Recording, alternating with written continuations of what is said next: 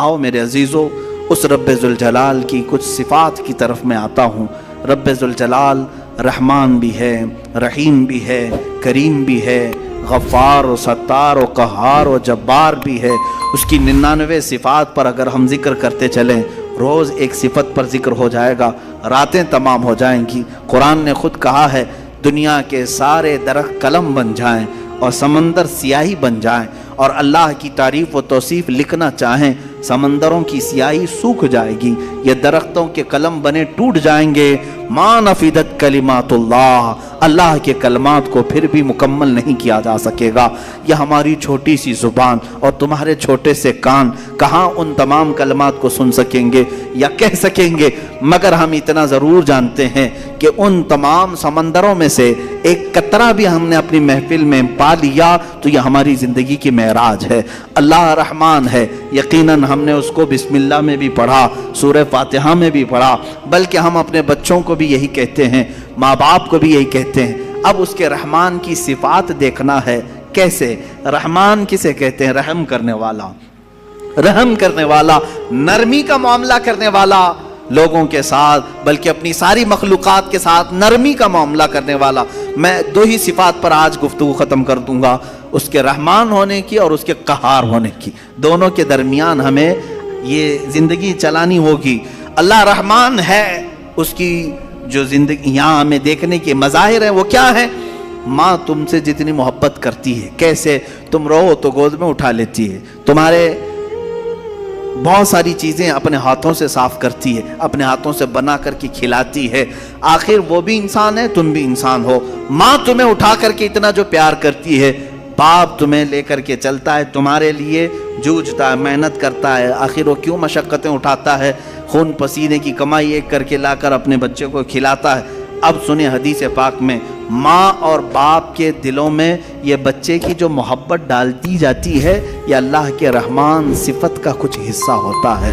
یہ اس کی صفت کا تھوڑا سا حصہ جب اللہ ماں اور باپ میں ڈالتا ہے تو وہ بچوں سے اس قدر پیار کرنے لگ جاتے ہیں۔ اگر وہ رحمت کی صفت مولا ماں اور باپ کے سینے سے نکال دے تو ہر باپ اپنے بچے کو قتل کرنے پر بیٹھ جائے، ماں اپنے بچے سے دوری اختیار کر لے۔ ایسا نہیں ہوتا۔ ماں بوڑھی ہو جائے یا بچہ اس کا بوڑھا ہو جائے، پھر بھی ماں اس بوڑھے بچے کو بھی سینے سے لگاتی ہے، اس کے پسینے دیکھنا نہیں چاہتی، اس کی جبینوں پر خم نہیں دیکھنا چاہتی۔ یہ ماں کے اندر جو ہلکی سی بھی محبت آپ دیکھتے ہیں، یہ رب ذوالجلال کے رحمان کا اس کے مظاہر میں سے ایک مظہر ہے۔ اب اندازہ کرو اللہ تبارک و تعالیٰ اپنے بندوں سے کس قدر رحم کا معاملہ فرماتا ہے۔ آج ہم جو بیٹھے ہیں یہ بھی تو اس کے رحم کا ہی معاملہ ہے، اس کے رحمان ہونے کا ایک بین ثبوت ہے۔ ہم حضرت ابوبکر شبلی رضی اللہ تعالیٰ عنہ، توجہ جاتا ہوں، سلسلہ قادریہ کے بہت بڑے بزرگ ہیں۔ آپ سے پوچھا گیا کہ حضور سنا ہے کہ آپ کی بہت ساری کرامتیں مشہور ہیں، کوئی کرامت ہمیں بھی دکھائیں۔ توجہ، بہت سارے لوگ کرامت کے نام پر گمراہ بھی ہوتے ہیں۔ لوگوں کو ایسا لگتا ہے کہ کہیں جیب میں سے جلیبی نکال کر کے کھلا دے، ابھی کہ ابھی وہی پیر کرامت والا ہے، اچانک کچھ نکال کے دکھائے۔ حضرت ابوبکر شبلی نے تو ایک الگ ہی کرامت بتائی۔ کیا کرامت بتائی جانتے ہیں؟ حضرت ابوبکر شبلی فرماتے ہیں میاں ہمارا اس زمین پر زندہ چلنا پھرنا ہی بڑی کرامت ہے۔ کہا کیوں؟ کہا ہم اتنے گنہگار ہیں کہ زمین پھٹ جائے اور ہم دھس جائیں، پھر بھی زمین نہ پھٹتی ہے نہ ہم دھستے ہیں۔ یہ اللہ تعالیٰ نے کرامت ہی تو دیا ہے، یہ کرامت تو اللہ نے سب کو دیا ہے۔ یہ رحم کا معاملہ اللہ نے سب کے ساتھ کیا ہے، آپ کے ساتھ بھی، بلکہ ان کے ساتھ بھی کیا جو اسے مانتے بھی نہیں ہیں، جو اسے گالیاں دیتے ہیں، ان کے ساتھ بھی رحم کا معاملہ کیا۔ سیدنا ابراہیم علیہ الصلوۃ والتسلیم کے ساتھ ایک معاملہ پیش آیا، آپ بغیر مہمان کے کبھی کھانا نہیں کھاتے تھے، 2 دن بھی اگر کوئی مہمان نہیں آتا تو آپ کھاتے نہیں۔ ابراہیم علیہ السلام 2 دن تک بھوکے رہے، تیسرے دن ایک مہمان ملا، اسے لے کر کے آ کے دسترخوان پر بٹھا دیا، کہا کہ آپ ہمارے گھر کے مہمان ہیں، اب کھانا بنائے گا اچھا دسترخوان پر، کہا چلو بسم اللہ کرو کھاؤ۔ وہ دہریا تھا، ملید تھا، کہا کون سا اللہ، میں اللہ کو نہیں مانتا۔ اتنا کہا ابراہیم علیہ السلام کو جلا لایا، آپ نے دسترخوان کھینچ لیا، کہا اٹھو گھر سے نکلو باہر جاؤ۔ دسترخوان پر بیٹھا ہوا تھا، اس کو اٹھا دیا۔ یہ تو شان ہے انبیاء کی، اللہ کے دشمنوں سے دسترخوان شیئر نہیں کرتے، افطار پارٹی والے۔ وہ اللہ کے دشمنوں سے دسترخوان شیئر نہیں کرتے، انبیاء کی شان ہے۔ وہ اٹھ کر کے چلا گیا۔ ہاں یہ ہمارے لیے حکم یہی ہے میرے عزیز، لیکن اللہ رب العزت نے وہی فرمائی ابراہیم علیہ السلام کو۔ کہا ہے ابراہیم کیوں اٹھا دیا اس کو؟ 50 سال کا تقریباً ادھیڑ عمر کا آدمی تھا۔ کہا کیوں اٹھا دیا؟ کہا ہے مولا وہ تیرا نام نہیں لینا چاہتا، میں اس کو دسترخوان پر کیسے بٹھاؤں؟ رب ذوالجلال نے فرمایا اے ابراہیم پچھلے 50 سال سے میں اسے ویسے ہی کھلا رہا ہوں، جبکہ وہ کبھی میرا نام نہیں لیا۔ آج تمہارے دسترخوان پر ایک بار اس نے نام نہیں لیا، تم نے اٹھایا۔ میرے عزیزو اس کا مطلب یہ نہیں ہے کہ اس کا نام نہ لے تو بھی ہم کھلائیں، وہ تو سنت الہیہ ہے، وہ مولا کریم کی صفات ہے۔ لیکن انسان کے اخلاق تو یہی ہیں کہ انسان اپنے رب سے اگر محبت کرتا ہے تو اللہ رب العزت کے دشمنوں سے کبھی دوستی نہیں کر سکتا۔ قرآن بھی یہی کہتا ہے یا ایھا الذین آمنوا لا تتخذوا عدوی وعدوکم اولیاء، اے ایمان والو میرے دشمنوں اور اپنے دشمنوں کو دوست نہ بناؤ۔ یہ انہی آیات میں سے ہے جن 26 آیاتوں میں سے نکالنا چاہتے ہیں، آئیں گے انشاءاللہ، وہ ٹاپک بھی آئے گا انشاءاللہ۔ قرآن پاک کی جن 26 آیات پر لوگوں کو تو یعنی پیٹ میں مروڑ ہوتا ہے، پیٹ میں مروڑ ہوتے ہیں۔ ان آیات میں سے ایک آیت یہ بھی ہے، سورہ ممتحنہ کی پہلی آیت ہے۔ اللہ فرما رہا ہے اے ایمان والو لا تتخذوا عدوی وعدوکم، میرے دشمنوں کو اور اپنے دشمنوں کو اولیاء یعنی دوست نہ بناؤ۔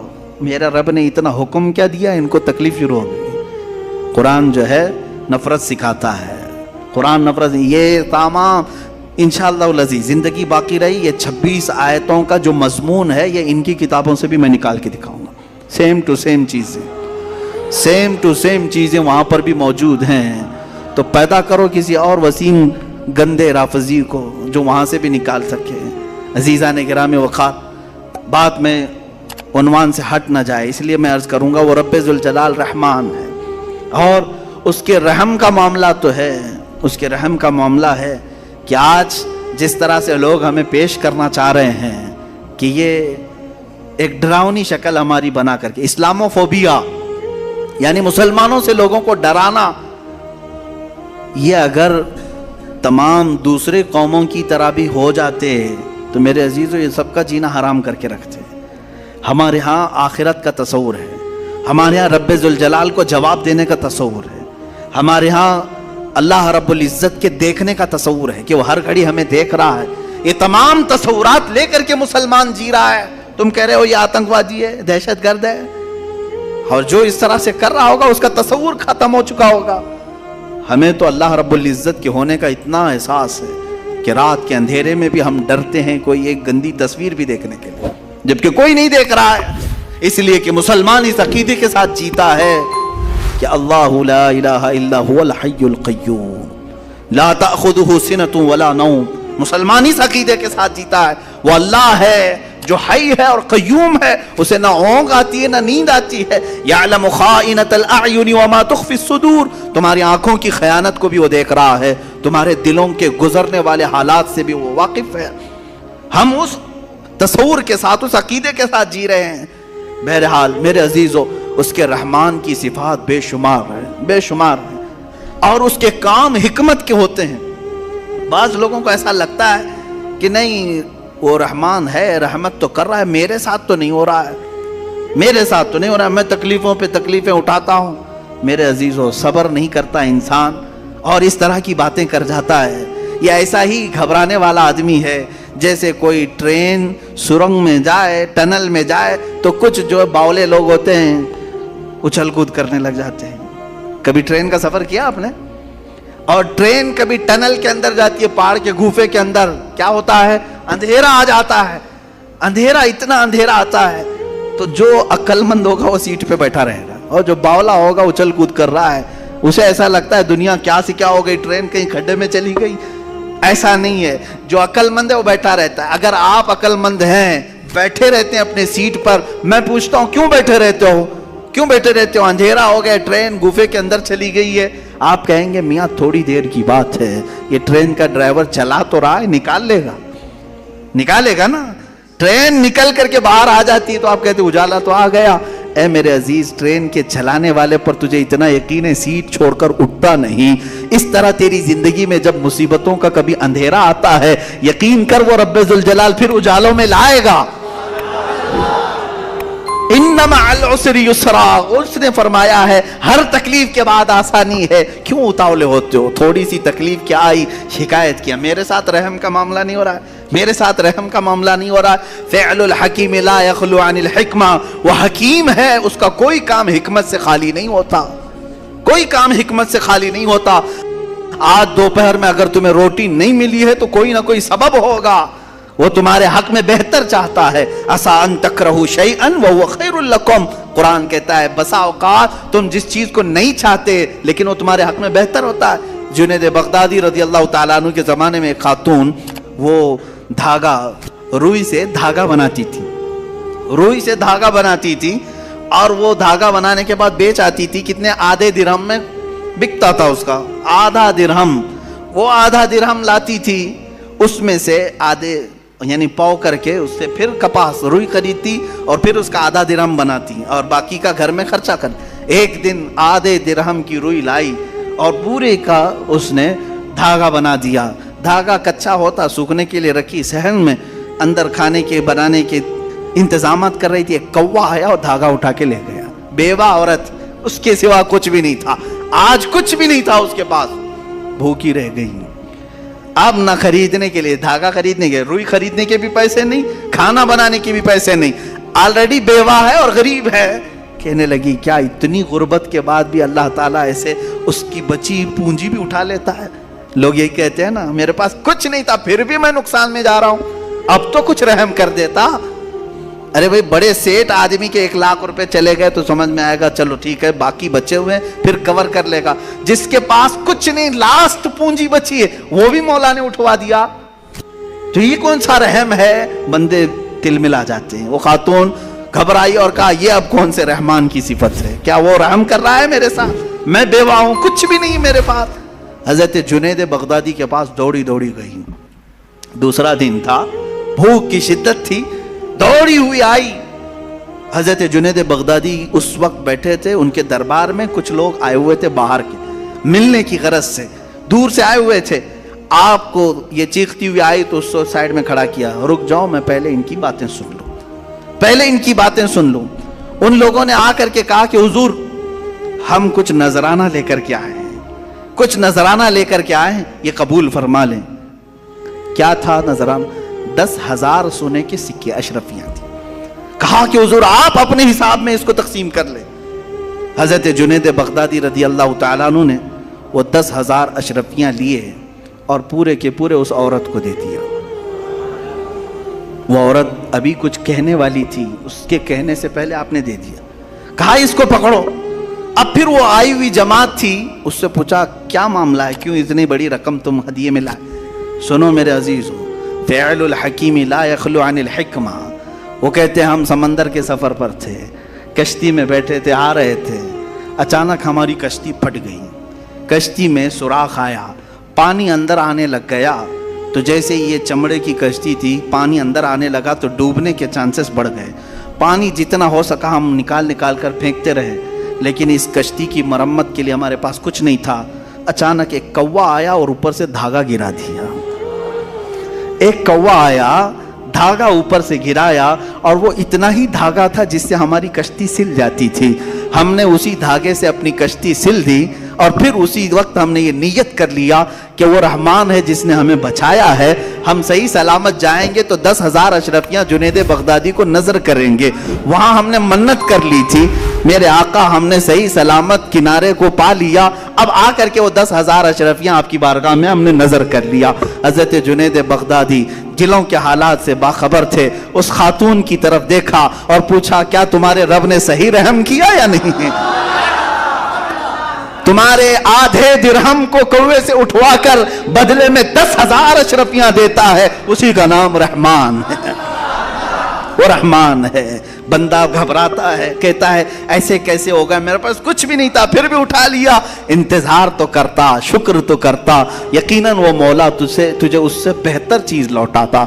यहाँ तक कि हदीसों में किसी का बच्चा भी अगर इंतकाल करता है, मौला ताला फरिश्तों से पूछता है तुमने उसके बच्चे को लाया, क्या कह रहा था मेरा बंदा मेरे बारे में? फरिश्ते कहते हैं मौला वो तेरा शुक्र बजा ला रहा था, कहता था इन्ना लिल्लाहि व इन्ना इलैहि राजिऊन। मौला फरमाता है लिख दो फरिश्तों, इससे बेहतर नस्ल उसे अता करूंगा, इससे बेहतर उसे खूबसूरतियां जन्नत में अता करूंगा।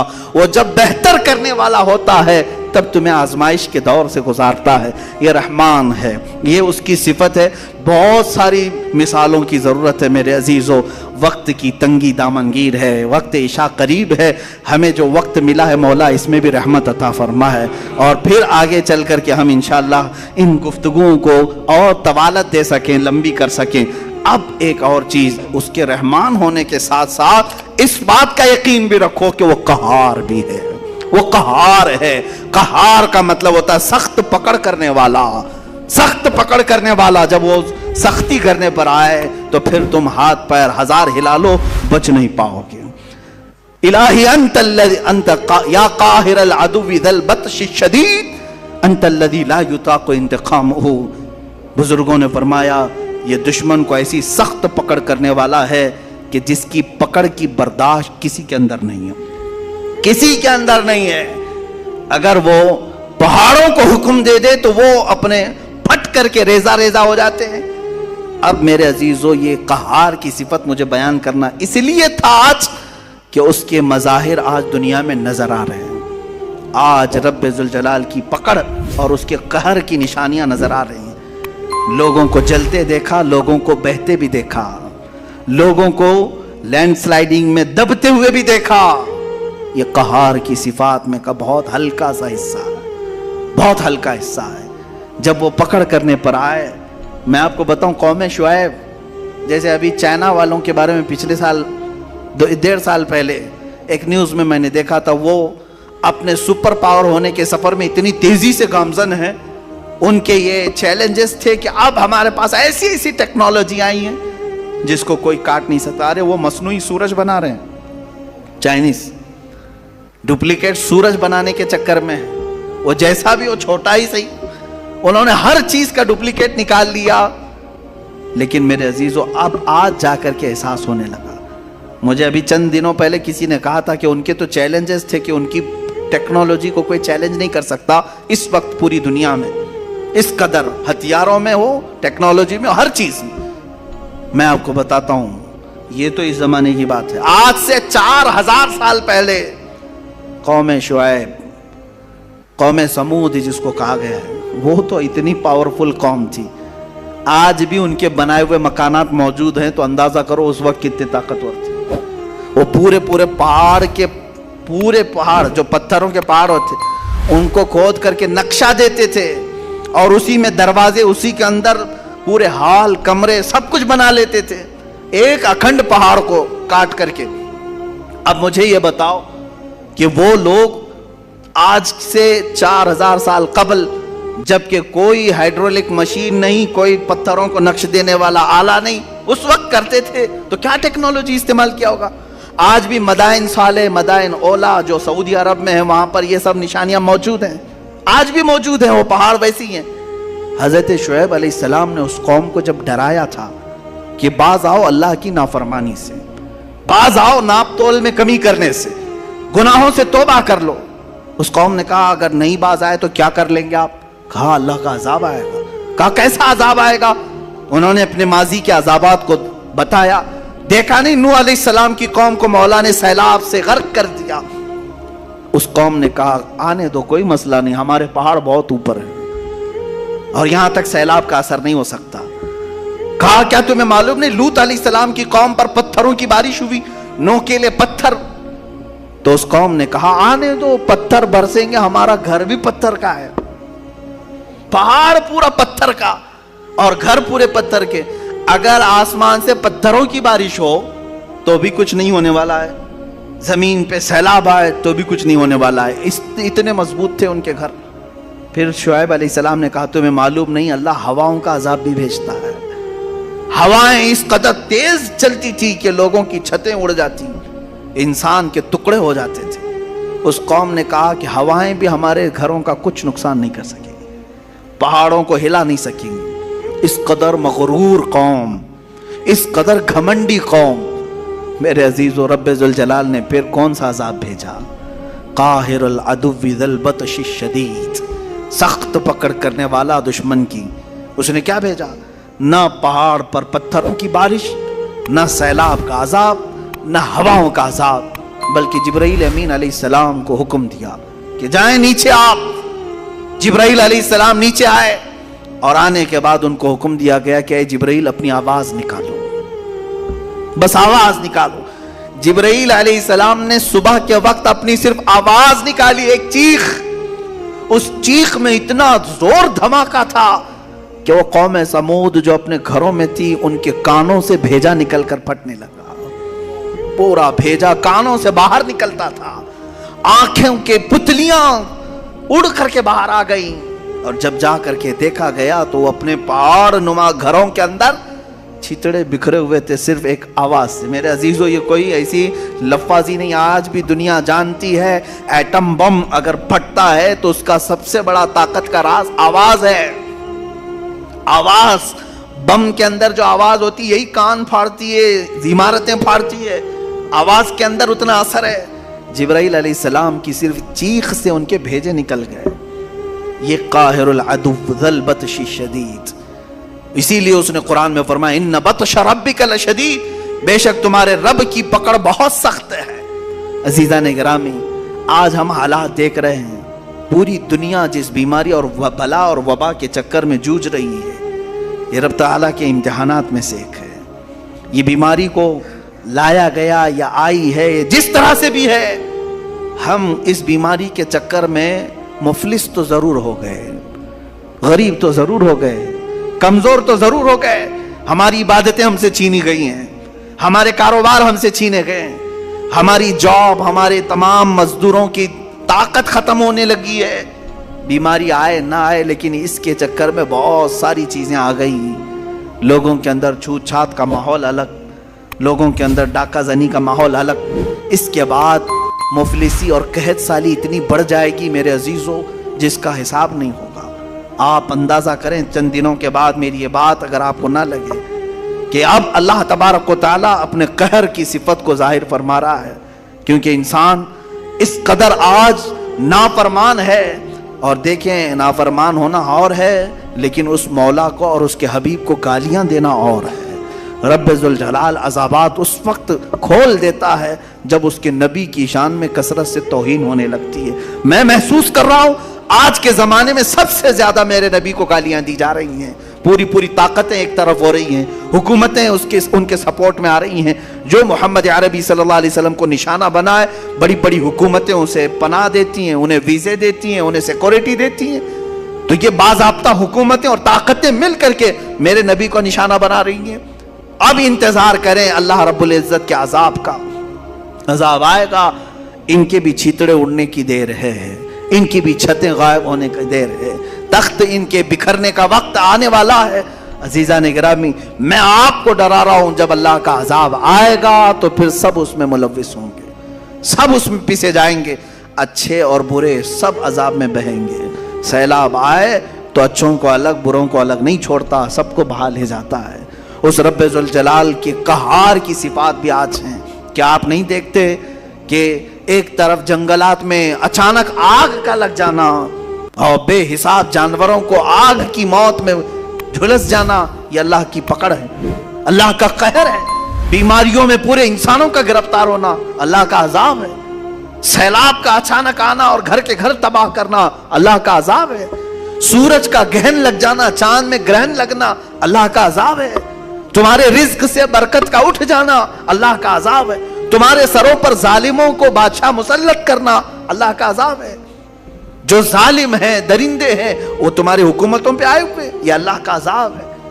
اس عذاب سے چھٹکارا صرف اور صرف ایک ہی ہے کہ لوٹ آؤ اس رب ذوالجلال کی بارگاہ میں, لوٹ آؤ اور اسے مناؤ اور پھر پکار کر کہو استغفر اللہ ربی من کل ذنب واتوب الیہ. اے اللہ میں تیری پناہ مانگتا ہوں, میں بخشش چاہتا ہوں تیرے بارگاہ میں اور میرے تمام گناہوں کی معافی چاہتا ہوں. جس دن بندہ استغفار کر کے لوٹ آتا ہے تو پھر وہی قہار پھر تم پر اپنے رحمان کی صفات کا اظہار فرماتا ہے. وہ قہار ہے، پکڑ کرتا ہے، لیکن بندہ جب عاجزی کرتا ہے تو پھر وہ اپنے رحمان کی صفات کا اظہار کرتا ہے. وہ رحمان ہے. لیکن یہ ایک چیز ہے، اب آخری میں یہ کہہ کر کے جاتا ہوں، رحمان بھی صفت ہے، قہار بھی صفت ہے اس اللہ کی، اور رحم بھی کرتا ہے، پکڑ بھی کرتا ہے. آپ اگر ہم سے سوال ہی کرتے ہیں کہ کون سی چیز اس میں زیادہ بھاری ہے، رحمان کی صفت یا قہار کی صفت؟ ظاہر سی بات ہے قہار کی صفت آپ سب کو پتا ہے، جب وہ پکڑ کرے تو پورے کے پورے تباہ ہوتے ہیں، یہ تو بہت بھاری چیز ہے. لیکن حدیث پاک میں ملتا ہے، رب ذوالجلال نے حضور کی زبان پر ارشاد فرمایا، اللہ فرماتا ہے میری رحمت نے میرے غصے پر غلبہ کر لیا ہے. رحمان کی صفت قہار کی صفت پر غالب ہے، وہ رحم زیادہ فرماتا ہے، قہر کم کرتا ہے. بہرحال اللہ رب العزت کی بارگاہ میں ہم عریضہ پیش کرتے ہیں، مولا تو اپنے قہر سے ہم غریبوں کو بچا لے، ہم سب کو اپنے قہر سے آزاد فرما، اس پوری دنیا میں پھیلی ہوئی بلا اور وبا کو دور فرما دے. اے کریم خدا تو اپنے رحمان کی صفات اور رحیم کی صفات کا اظہار مولا ہم سب گنہگاروں پر عطا فرما، ہم سب پر رحم فرما، کرم فرما. اے کریم خدا جو بیمار ہیں انہیں شفا عطا کر دے، جو انتقال کر چکے ان کی مغفرت فرما دے. مولا ہم سب کو جب تک تو دنیا میں رکھ تیری عبادت کرنے کی توفیق بخش، آخری سانس تک مولا تیرا ذکر ہماری زبانوں پر جاری و ساری فرما. جب دمیں واپسی ہو یا اللہ، جب دمیں واپسی ہو یا اللہ، لب پہ جاری ہو بس لا الہ الا اللہ محمد رسول.